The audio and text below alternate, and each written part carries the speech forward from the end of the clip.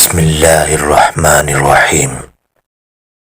رسول اللہ صلی اللہ علیہ وآلہ وسلم نے فرمایا، ایک عورت کو بلی کی وجہ سے عذاب دیا گیا جسے اس نے باندھ رکھا تھا یہاں تک کہ وہ بلی مر گئی، اور وہ عورت اسی وجہ سے جہنم میں داخل ہو گئی، اور وہ نہ اسے کھلاتی تھی اور نہ اسے پلاتی تھی، اسے باندھے رکھا اور اسے نہ چھوڑا کہ وہ زمین کے کیڑے مکوڑے ہی کھا لیتی۔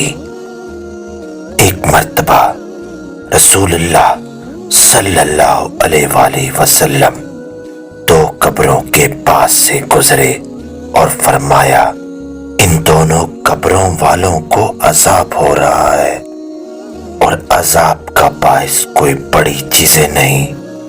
ان دونوں میں سے ایک پیشاب سے نہ بچتا تھا اور دوسرا چغل خور تھا۔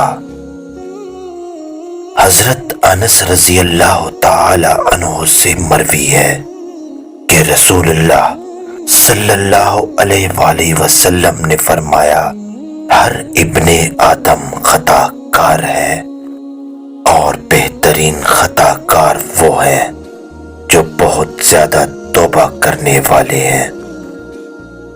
اللہ تعالیٰ نے بندوں پر 5 نمازیں فرض کی ہیں، بس جس شخص نے ان کو اس طرح ادا کیا ہو کہ ان کو ہلکا سمجھ کر ان میں کچھ بھی کمی نہ ہو، تو اس کے لیے اللہ کے پاس اسے جنت میں داخل کرنے کا عہد ہوگا، اور جو شخص ان کو ادا نہ کرے گا تو اس کے لیے اللہ کے پاس کوئی عہد نہیں۔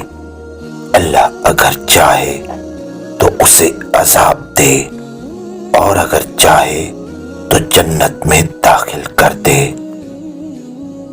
لوگوں میں سب سے بدترین وہ ہے جو اپنی نماز کی چوری کرتا ہے۔